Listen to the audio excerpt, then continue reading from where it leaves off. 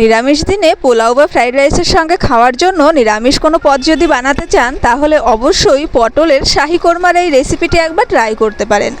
তবে এটা pulao fried rice ছাড়াও গরম গরম ভাত বা লুচির সঙ্গেও কিন্তু দারুণ লাগে। আর এই রেসিপির ফ্লেভারটা কিন্তু আসে একদম চিকেন কোরমার ফ্লেভারের মতো। তো চলুন দেখে নেওয়া যাক চিকেন কোরমার ফ্লেভারের পটল শাহি কোরমার রেসিপিটি। 400 গ্রাম পটল একটু খোসা রেখে খোসা ছাড়িয়ে নিয়েছি। তো দেখেই আপনারা বুঝতে পারছেন খোসাটা কেমনভাবে ছাড়িয়েছি। এবার যে জায়গাগুলো থেকে খোসাটা ছাড়িয়ে নিয়েছি সেই জায়গাগুলোয় ছুরি দিয়ে চিড়ে দিতে হবে, যাতে করে ভেতরে সমস্ত মশলাগুলো ঢুকতে পারে। এবং পটলটা কেটে কিন্তু ভালোভাবে ধুয়ে জল ঝরিয়ে রেখেছি। এরকম একই রকমভাবে সমস্ত পটলগুলোকে চিড়ে দিতে হবে। তারপরে নিয়ে নিয়েছি একটা বড় বাটির মধ্যে, আর তারপরে দিয়ে দিচ্ছি সামান্য পরিমাণে হলুদ আর লবণ। সমস্ত পটলের সঙ্গে হলুদ আর লবণটা ভালোভাবে মাখিয়ে নিতে হবে। এদিকে ওভেনে একটা কড়াই বসিয়ে দিয়েছি, আর কড়াইটা গরম হয়ে গেলে দিয়ে দিচ্ছি 2 টেবিল স্পুন রিফাইন অয়েল।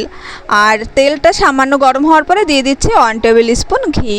ঘিটা দেওয়ার সময় গ্যাসের ফ্লেমটা অবশ্যই লো করে রাখবেন, তা না হলে ঘি কিন্তু খুব তাড়াতাড়ি জ্বলে যায়। সমস্ত তেলের সঙ্গে ঘিটা ভালোভাবে মিশিয়ে নিয়ে এবার একে একে পটলগুলো ভাজার জন্য ছেড়ে দেব এই তেলের মধ্যে।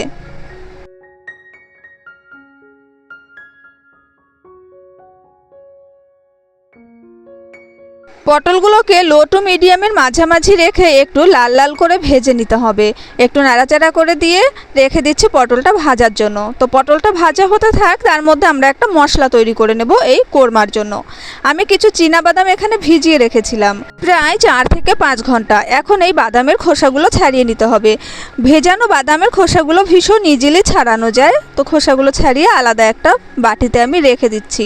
তবে আপনারা চীনাবাদামের পরিবর্তে কাঠবাদাম, কাজু বাদাম বা পোস্ত ব্যবহার করতে পারেন।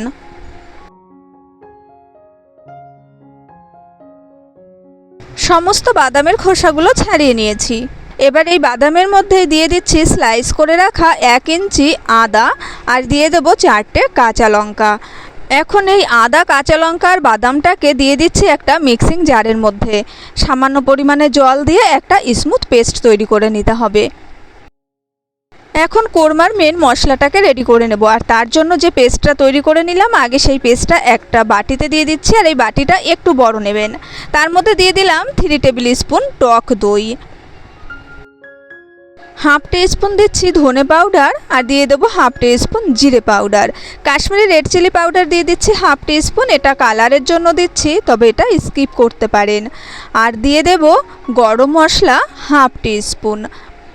একটা টমেটো সস দিয়ে দিচ্ছি। আমি এখানে 2 টাকা দামের একটা টমেটো সসের পাতা নিয়েছি আপনাদের বোঝার সুবিধার জন্য, যে এটুকুই টমেটো সস আমি দিচ্ছি। তবে আপনারা চামচ মেপে দিতে চাইলে 1 টেবিল স্পুন টমেটো সস দিয়ে দেবেন। আমি 400 গ্রাম পটলের জন্য 1 টেবিল স্পুন টমেটো সস নিয়েছি। এবার এটাকে ভালোভাবে মিশিয়ে রেখে দিলাম মশলাটা। এদিকে দেখুন পটলটা কিন্তু ভাজা হয়ে গেছে।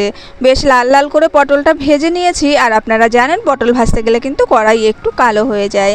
তো এদিকে পটল ভাজাটা তুলে নামিয়ে নিয়েছি। এবার এই তেলের মধ্যে আবার 1 টেবিল স্পুন রিফাইন অয়েল দিয়ে দিলাম। তেলটা গরম হওয়ার পরে ফোড়নের জন্য দিয়ে দেব গোটা গরম মশলা, 2 টুকরো দারচিনি, একটা এলাচ আর একটা লবঙ্গ। ফোড়ন থেকে একটু মিষ্টি গন্ধ বেরোনোর পরেই দিয়ে দিয়েছি কোরমার জন্য রেডি করে রাখা মশলাটা। মশলাটা দিয়ে একটু নাড়াচাড়া করে নেব। আর এই মশলাটা দেওয়ার সময় গ্যাসের ফ্লেমটা অবশ্যই লোতে রাখবেন, তা না হলে কিন্তু দইটা ফেটে যাওয়ার সম্ভাবনা থাকে।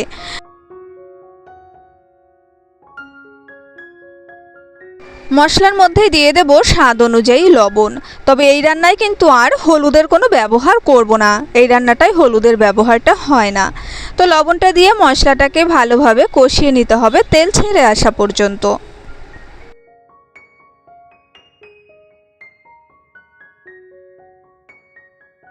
তো দেখুন মশলাটা কিন্তু কষানো হয়ে গেছে, মশলা থেকে তেল সেপারেট হতে শুরু করেছে। এই সময়ে দিয়ে দেব ভেজে রাখা পটলগুলো। পটলটা দেওয়ার পরে মশলার সঙ্গে মিনিট 2 সময় নিয়ে একটু ভালোভাবে কষিয়ে নিতে হবে। এতে করে মশলার সমস্ত ফ্লেভারগুলো পটলের মধ্যে ভালোভাবে ঢুকে যেতে পারবে।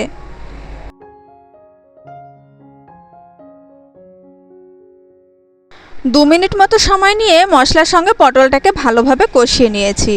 এই সময়ে দিয়ে দিচ্ছি 1 বাটি দুধ। আমি এখানে 2 টেবিল স্পুন পাউডার দুধ উষ্ণ গরম জলে গুলে নিয়েছি, 1 বাটি পরিমাণে বানিয়ে নিয়েছি। তবে আপনারা কিন্তু এখানে লিকুইড দুধেরও ব্যবহার করতে পারেন। দুধ দিয়ে ভালোভাবে নাড়াচাড়া করে নিতে হবে, যাতে করে মশলাগুলো ভালোভাবে এই দুধের গ্রেভির সঙ্গে মিশে যায়। আর কড়াইয়ের সাইডে যে সমস্ত মশলাগুলো লেগে আছে সেগুলোও কিন্তু একটু কাছিয়ে দিয়ে দেবেন। আমি আরও সামান্য একটু জল দিয়ে দিয়েছি, এটা দুধের বাটিতে করে নিয়ে আর সামান্য একটু জল দিয়ে দিলাম। আর সাইডের মশলাগুলো কিন্তু খুব ভালোভাবে কাছিয়ে দিয়ে দেবেন, তা না হলে সাইডের মশলাগুলো পুড়ে যেতে পারে। এই সময়েই দিয়ে দিচ্ছি চেরা কাঁচা লঙ্কা 3টে আর দিয়ে দেব স্বাদ অনুযায়ী চিনি। টেস্টের ব্যালেন্সের জন্য একটু চিনি কিন্তু অবশ্যই দেবেন। আর এই কোরমার রেসিপিটি যেহেতু একটু মিষ্টি জাতীয় খাবার, তাই একটু চিনি অবশ্যই দিতে হবে। আর পাউডার দুধটাও যেহেতু মিষ্টি, তাই সেই হিসাবে আমি কিন্তু চিনিটা একটু কম দিয়েছি। তবে আপনারা যদি লিকুইড দুধ ব্যবহার করেন, চিনিটা আর একটু বেশি দিতে হবে। 6 মিনিট মতো বাদে ঢাকা চাপাটা খুলে নিয়েছি। আর দেখুন এই সময় কিন্তু আমার কোরমাটা একদম প্রায় রেডি হয়ে গেছে, তেল সেপারেট হতে শুরু করেছে। খুন্তি দিয়ে একটু নাড়াচাড়া করে নিচ্ছে, যাতে করে নিচে ধরে না যায়। যেহেতু বাদাম আছে তাই নিচে ধরে যাওয়ার সম্ভাবনা থাকে, তাই এই সম্পূর্ণ রান্নাটা কিন্তু করবেন লো টু মিডিয়াম ফ্লেমে। এখন এই কোরমাটা নামানোর আগে এর সঙ্গে অ্যাড করতে হবে 2-4 ফোঁটা কেওড়া ওয়াটার। তো দেখুন আমি একদম সামান্য পরিমাণে কেওড়া জল দিয়ে দিচ্ছি, আর দিতে হবে রোজ ওয়াটার। 2-4 ফোঁটা রোজ ওয়াটার দিয়ে দিতে হবে। এই রোজ ওয়াটার আর কেওড়া ওয়াটারটাই কিন্তু একদম শাহি যে টেস্ট বা ফ্লেভার বা চিকেন কোরমার যে ফ্লেভার, এটা নিয়ে আসবে। তাই এই রোজ ওয়াটার আর কেওড়া ওয়াটারটা কিন্তু কোনোভাবেই স্কিপ করবেন না, অবশ্যই 2-4 ফোঁটা দেওয়ার চেষ্টা করবেন। আর দিয়ে দিয়েছি 1/2 টিস্পুন ঘি। এবারে একটু নাড়াচাড়া করে নিয়ে গ্যাসের ফ্লেম অফ করে ঢাকা চাপা দিয়ে 5 মিনিট স্ট্যান্ডিং টাইমে রেখে দেবো। এই 5 মিনিটের মধ্যে এই রোজ ওয়াটার আর কেওড়া ওয়াটার ঘিয়ের ফ্লেভারটা ভালোভাবে ঢুকে যাবে এই সমস্ত পটলের কোরমার মধ্যে। তো মিনিট 5 বাদে আমি সার্ভ করে দিচ্ছি এই কোরমাটা। তো কোরমাটার ফ্লেভারটা কিন্তু একদম চিকেন কোরমার মতোই আসে, শুধুমাত্র রোজ ওয়াটার আর কেওড়া ওয়াটারের জন্য। তো আশা করছি আজকের এই রেসিপিটি আপনাদের ভালো লেগেছে। ভালো লাগলে চ্যানেলটা সাবস্ক্রাইব করার অনুরোধ রইল। পাশে থাকা বেল আইকন অবশ্যই ক্লিক করে রাখবেন, যাতে আমি নতুন নতুন রেসিপি শেয়ার করার সঙ্গে সঙ্গে নোটিফিকেশান পেয়ে যান। আর এরকম সহজ সহজ রেসিপি পাওয়ার জন্য অবশ্যই আমাদের সঙ্গে থাকুন। তো দেখা হচ্ছে পরের রেসিপির সঙ্গে। আজকের মতো টাটা।